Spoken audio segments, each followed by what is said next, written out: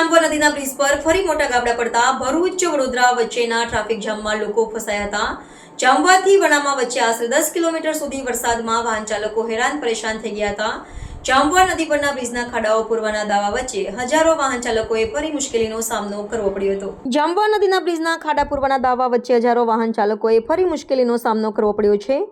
Jhabua bridge નજીક રોડની protection વોલની માટી પણ ધસી પડવાથી રોડની હાલત ખરાબ થઈ ગઈ હતી. વરસાદી પાણી ભરાવાથી મોટા ખાડા અનેક વાહનો ફસાતા વાહનોની ગતિને અસર પડી હતી. એક વાહન ચાલકે આક્રોશ ઠાલવ્યો હતો કે સવારના 8 વાગે ભરૂચથી નીકળ્યા છે, પરંતુ 2 કલાક થવા છતાં હજુ વડોદરા પહોંચ્યા નથી. પોર અને ઇન્ટોલા તેમજ વણામા તરફથી આવતા વાહનના ચાલકોએ કહ્યું હતું કે હવે તો આ રોજે રોજની સમસ્યા બની રહી છે. ટ્રાફિક જામમાં કેટલાક ઇમરજન્સી વાહનો પણ ફસાઈ ગયા હતા. જાંબુઆ બ્રિજ પર થોડા સમય પહેલા જ ખાડા પૂરવામાં આવ્યા હતા, પરંતુ વરસાદ પડતા જ નેશનલ હાઈવે ઓથોરિટીની હલકી કામગીરી ખુલ્લી પડી ગઈ હતી.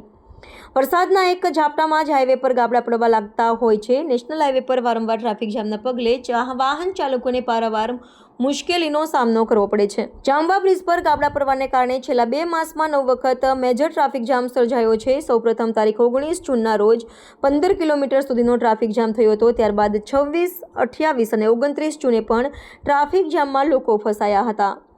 આ ઉપરાંત તારીખ 23, 24 અને 28 જુલાઈના રોજ ફરી ટ્રાફિક જામ થયો હતો, જ્યારે ઓગસ્ટ માસમાં ગઈકાલે અને આજે ભારે જામમાં લોકોને હેરાન થવાનો વારો આવ્યો હતો.